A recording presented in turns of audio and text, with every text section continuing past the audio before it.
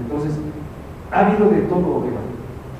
Lo que pasa es que, desgraciadamente, en América Latina y sobre todo en México, que somos el país más conservador de América Latina, ahora sí que cerca de Estados Unidos y lejos de Dios, ¿no? Y no sé qué tan bueno haya sido el que estemos siempre con Estados Unidos, porque son muy independientes en todo.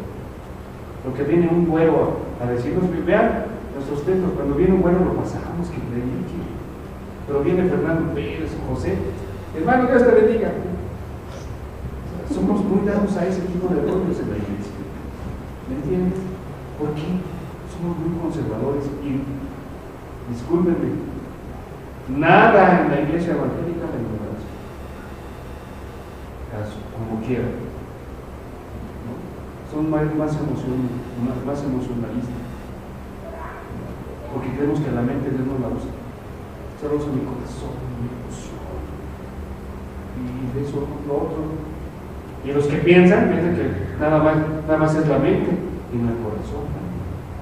Tenemos que ser, Dios nos ve completos, íntegros, y que Dios usa todo lo que somos, la emoción, nuestra inteligencia, nuestra fuerza, para su gloria. Y tenemos que usar las dos cosas. Entonces, es momento ya muchos años, muchas décadas con esa mentalidad, tenemos que cortar ese círculo, porque nos está acabando, está mediocrizando la iglesia. No estoy diciendo que no crean en Dios o que no amen a Dios, la está mediocrizando en su fe. Tenemos que hacer así. Yo creo que impulsó la reforma, también pero algunos argumentos precisamente, el texto incluso para el avance incluso científico y artístico, incluyó mucho la Biblia, porque empezaron a decir que si Dios es un Dios razonable y nos dio una razón y podemos conocer el orden establecido por Dios, amén, y empezaron a investigar, porque supuestamente ya estaba todo tipo, ya no había nada que investigar. Ya. Sí. El arte, pues, si nos fijamos antes, cómo se representaba con cuadritos de colores, cosas así, figuras humanas, para nada, ni encontrar belleza en nada artístico, que no era. Aunque es artístico eso, no era lo único, había más cosas. Entonces ahí ya surgen unos cambios, tanto en el arte como en la ciencia, los avances hasta Galileo lo ponen a veces como ejemplo, incluso la de Dios era cristiano, claro, Newton también, claro. Entonces ellos precisamente sabían, podían conocer lo que Dios había hecho, la creación de Dios, y con esa mentalidad empezaron precisamente a investigar, porque Dios nos había dado una razón, también la capacidad de pensar. Y yo creo que a veces tal vez por conformismo, por comodidad, no pensamos, no arriesgamos, por comodidad, nada por fe, a veces pisamos la fe pero como un salto a ciegas, en la oscuridad, o sea, sin saber qué. Y la fe de Dios es razonable, él habla de un punto racional. Fantástico ese romano. Pero sí, también presentar razón de la esperanza que hay en ustedes. Pablo también tiene que estar preparándose para presentar razón de nuestra fe. Entonces, es razonable también.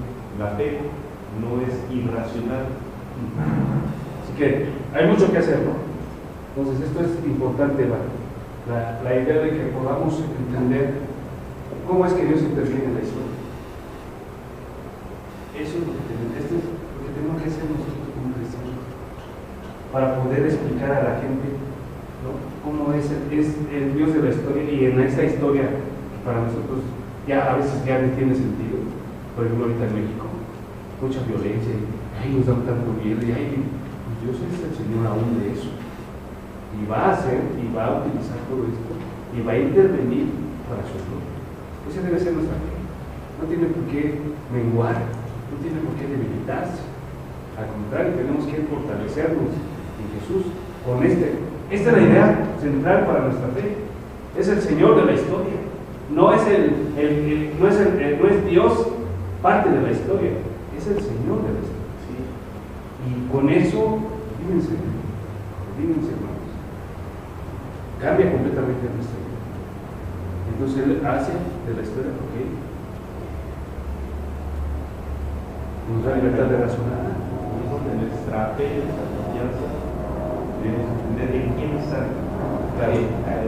Cuando empezaron a hablar de crisis, por ejemplo, de crisis en esto, que todo el mundo que crisis, yo nunca pude aceptar eso. ¿Por qué? Porque mi fe no está en los materiales, ni en lo económico, mi fe está en el Señor.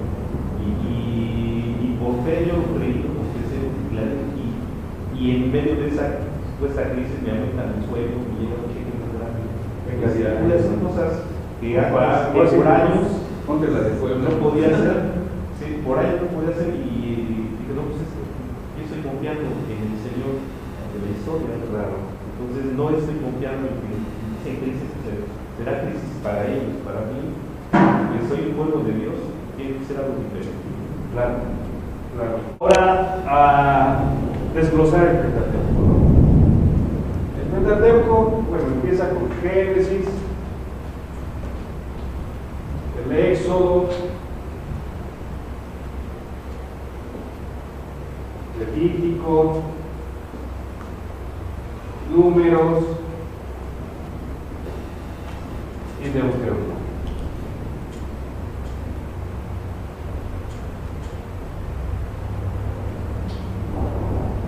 El libro de Génesis, su palabra es griega, por eso es muy complicado decir ciertas cuestiones en relación con la estructura de Génesis y del autor. Pero bueno,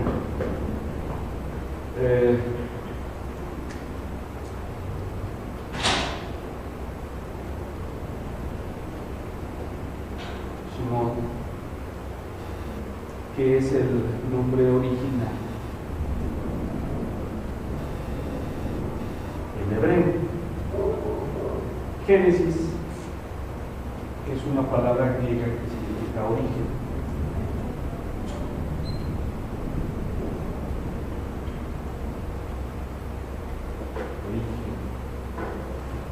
No es cierto, Shimon no es Bereshit. Bereshit. Shimon es este. Bereshit, y es la palabra con la cual inicia el Génesis.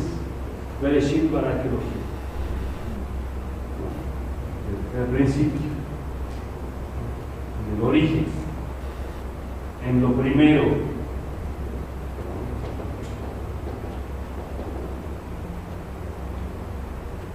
Es la palabra hebrea y la palabra griega.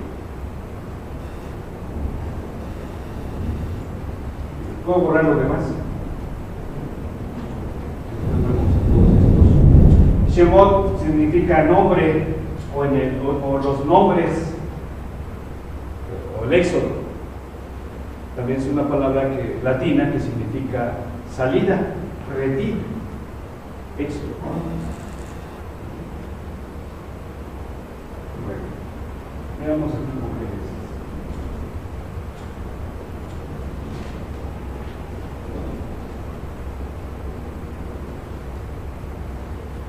Todo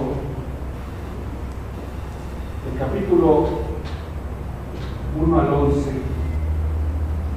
es el origen de todo, pero también la narrativa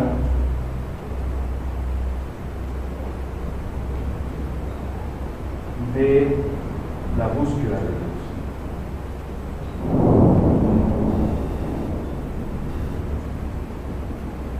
De una manera a veces violenta, de una manera a veces como esquizofrénica, ¿no? Como la Torre de Babel, ¿no? etc. La idea es de que nos presenta una narrativa de cómo el hombre, a partir de ser creado y a partir de encontrarse consigo mismo en el comer del fruto, comenzó